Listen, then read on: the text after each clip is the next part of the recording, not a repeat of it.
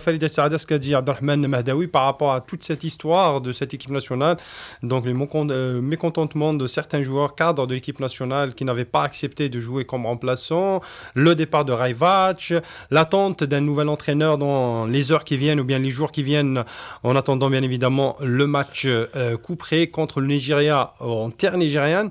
Donc, commentaire Falid Saada. Je partage une chose avec M. Mahdaoui, c'est que pour lui, il a atténué la chose, il n'y a pas de quelque chose de grave. Non, ce n'était pas tous les joueurs qui sont révoltés. Mais je vois mal des joueurs qui étaient remplaçants, qui ont eu la chance de jouer, qui se révoltent contre l'entraîneur. Il y a eu 2 ou 3 cas, c'est tout. Mais les autres, ils n'ont pas pu prendre position pour 2 raisons. Premièrement, il ne voulait pas afficher une cassure au sein du groupe. Très bien. Et deuxièmement, c'est-à-dire, vu le résultat, il valait mieux pour tous les joueurs se faire un peu petits. Parce qu'ils n'ont pas gagné. S'ils avaient gagné, ils auraient pu revendiquer. Ceux qui ont été mécontents, c'est certains joueurs qui étaient remplaçants. Très bien. Bon, maintenant, pourquoi tout ça? Parce que ces joueurs-là se sont rendus compte que Raivac allait revenir à la méthode Alilozic. Et quand on sait que du temps de Alilozic, il y avait beaucoup de gens qui étaient mécontents. Parce qu'avec Alilozic, personne... Il était ferme, ouais. Personne n'avait la garantie de jouer. Et personne ne garantissait ça. Voilà, et celui qui n'était pas en forme, fût-il le plus talentueux, la star de l'équipe n'allait pas jouer.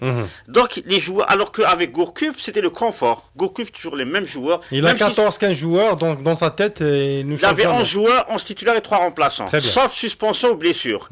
Et il fallait vraiment que le joueur soit blessé ou suspendu, le joueur qui est dans sa tête, pour qu'il ne joue pas. C'est pour ça qu'on a vu, lors du match contre la Tanzanie, beaucoup de joueurs se solidariser avec l'entraîneur. Cette solidarité avec Gourcuff. Oui, parce qu'avec Gourcuff, ils étaient à l'aise. Ils savaient qu'ils allaient jouer, quel que soit X, qu'il pleuve ou qu'il vente. Donc, c'est ça. Maintenant, ils ont senti qu'on allait revenir à Raivac. Ils ont profité du match nul pour faire du bruit. Comme quoi, eux, le prétexte, c'est le match nul. Mais eux, parce qu'ils ont vu leur statut menacé. C'est ça. Alors, Raivac, quand il s'est réuni avec Raourawa, enfin, chacun a eu une position plus ou moins logique. Raivac a dit, si je continue, je dois enlever certains éléments et continuer sans eux. Ouais, il a dit j'enlève tout le monde. Pas sans eux. C'est possible qu'il enlève tout le monde. Il a dit je peux même enlever tout le monde. Oui, je peux même enlever tout le monde. Mais non, il visait certains, parce que c'est pas tout le monde qui s'est révolté. C'est par rapport aux joueurs qui se sont révoltés. Oui, alors lui, il est dans son droit, parce que s'il ne fait pas ça, la situation va lui échapper. Comment il va affronter les joueurs lors du prochain match? Et sont-ils de danger, puisqu'il y a un match très important qui nous attend dans un mois. Alors, il a dit, où j'écarte quelques joueurs et je continue, ou je ne peux pas continuer. Alors, Wawa aurait aimé que Raivac écarte certains joueurs, mais lui aussi, il est sous pression. Très bien, ouais. Il est sous pression. Lui, il y a les autorités qui lui réclament la qualification. S'il y a élimination, le premier incriminé, c'est Raourawa, parce que c'est lui qui a ramené Raivac. Il y a la Coupe d'Afrique également. Voilà, donc pour lui, c'était suicidaire, peut-être, de se passer de quelques joueurs, du moins, en cette période. Très bien. Donc, la solution la plus logique... De sacrifier l'entraîneur. Non, c'est lui qui... Non, l'entraîneur dit, ou j'écarte certains joueurs, ou je pars. Raourawa s'est plié à la volonté de l'entraîneur. Il a dit, voilà, la séparation, c'est la meilleure solution. C'est-à-dire la meilleure solution. Dans la situation actuelle, la moins mauvaise. La moins mauvaise, ok. Mais les deux, dans leur logique, avaient raison. Mais bon, maintenant... C'est quoi l'avenir? L'avenir est incertain, mais ça c'est mon sentiment personnel, c'est mon avis personnel. Vu ce qui s'est passé vu ce qui s'est passé dans l'histoire du football algérien, vu que ce qui s'est passé a terni sérieusement l'image de marque de la sélection nationale. Tout ce qui a été fait en 2014 pour faire revenir l'Algérie sur le devant de la scène sportive footballistique internationale a été détruit en un match, en une soirée. Et ça, la Wawa ne l'accepte pas. En une soirée, peut-être pas en une soirée. Oui, non, mais c'est en une soirée, c'est ce qui s'est passé en une soirée même. Mais moi, on exagère un peu le résultat. Oui. Mais bon, connaissant, alors peut-être je peux me tromper. C'est des choses qui arrivent Falid Saada. J'ai pas dit ce que j'allais dire. Ouais. Connaissant Mohamed Raourawa, il va pas laisser passer ça. Peut-être qu'il a besoin de ces joueurs maintenant, mais je peux vous faire le pari dès aujourd'hui qu'ils seront mis à l'écart petit à petit. Une fois la tempête passée, une fois, de nouveaux joueurs susceptibles de le remplacer se seront révélés. Et ça se passera pas comme ça. Il se tait maintenant, mais il ne laissera pas passer. De toute façon, ils sont remplaçants. Oui, on parle de Foroli et de Brahimi. Ce sont des joueurs qui sont remplaçants. Oui, ils sont remplaçants. Actuellement, ils jouent pas avec leur club respectif. Même hier, ils n'ont pas joué, ni l'un ni l'autre. Donc, même s'ils sont écartés, ça ne changera pas grand-chose. Moi, j'ai du mal avec cette histoire de... Bon, il y a 2 joueurs, on sait que c'est des cadres, ils sont importants, ils jouent à chaque fois leur place en sélection et en club. Donc s'ils sont remplaçants en club plus en sélection, le football ça va vite. En un an, on pouvait être oublié. Donc, il y a de nouveaux joueurs, comme le suggère Farid. Il y a des joueurs comme Ounas, comme Benassar qui sont en train d'être introduits doucement en sélection. Donc c'est vrai qu'on peut penser que certains joueurs peuvent être remplacés assez vite. Mais moi, au-delà de ça, je pense qu'il y a eu un problème qui va au-delà de ces 2 joueurs, hein. C'est que moi j'ai eu des échos comme quoi c'est que l'entraîneur n'était...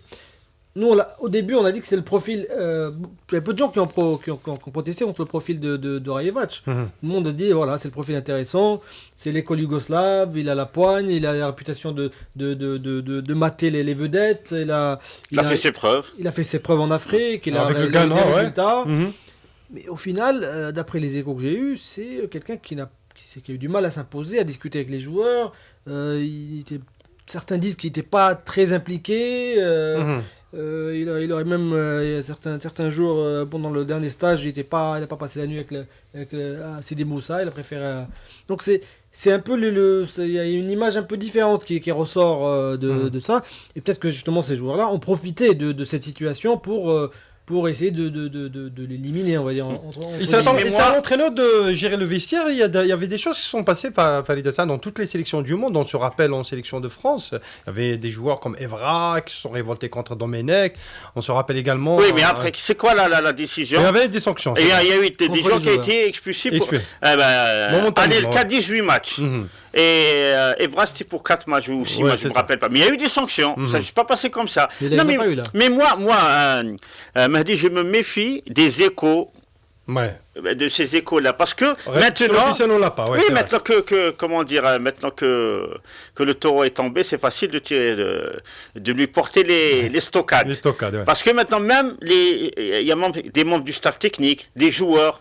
Ils ont beau dire maintenant que voilà, c'était un entraîneur incompétent, il ne faisait pas son travail, bien sûr. Chacun veut se tirer d'affaire, chacun veut tirer la couverture sur soi. Moi, je dis, et les joueurs, et leur responsabilité dans ce match, et leur part de responsabilité. Il y a beaucoup de joueurs qui n'ont pas joué à leur niveau, à part Al-Bahrez, à part Guedioura. 3 ou 4 joueurs. Personne n'a joué à son niveau, personne n'a justifié son statut d'international. Et oui, pourquoi? Alors, ils disent que la tactique était mauvaise. Ok. Moi, je sais une chose, dans les grandes équipes, dans les grands clubs, dans les grandes sélections, quand des joueurs expérimentés, censés être expérimentés, découvrent à un certain moment que la tactique n'est pas appropriée, ils jouent à leur façon. Voilà, lors du dernier quart d'heure, maintenant, ils savent comment jouer, ils s'adaptent. Moi, je rappelle un exemple édifiant. En 1987, finale de la Coupe d'Europe des clubs champions. C'était l'ancienne appellation de la Ligue des Champions. Il y avait Porto contre le Bayern. L'entraîneur de Porto, Arthur Jorge, avait confiné Alain Bahmadjer au poste de milieu, tournant. Il me dit, tu ne bouges pas du milieu, alors que lui, c'est un attaquant. Durant la majeure partie du match, il s'est confiné à son rôle parce qu'il avait peur d'être sorti, d'être remplacé. Mais après que Arthur Jorge eut épuisé ses 2 remplacements, à l'époque c'était 2 remplacements et pas 3, c'est vrai. Durant les 20 dernières minutes, Madjer s'est porté vers l'attaque, en déplaisait aux reproches de... Il a été décisif après. Il a marqué les buts égalisateurs, il a offert la deuxième passe, c'est vrai. Donc c'est ça, il y a des grands joueurs, tu t'adaptes, les dernières minutes tu joues comme tu sais. C'est des grands, alors ils savent qu'avec la méthode Gourcuff ou Halilhodzic, la tactique ça marchait, alors ils auraient dû adopter cette tactique. Or, qu'est-ce qu'on a vu? Quand Foroli est entré, il est parti sur le côté gauche. C'est 2 minutes.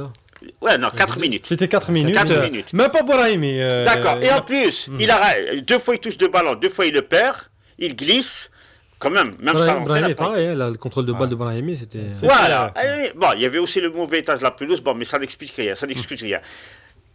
Et Slimani, comment se fait-il qu'un avant-centre ne coupe même pas au premier poteau là, quand il y a des centres? Oui, il attend toujours, il attend que le ballon au arrive deuxième sur sa poteau. tête. Ouais, Non, mais vrai. c'est pas normal. Non, il faut que les joueurs assument leur part de responsabilité. Il ne faut pas tout couler à l'entraîneur.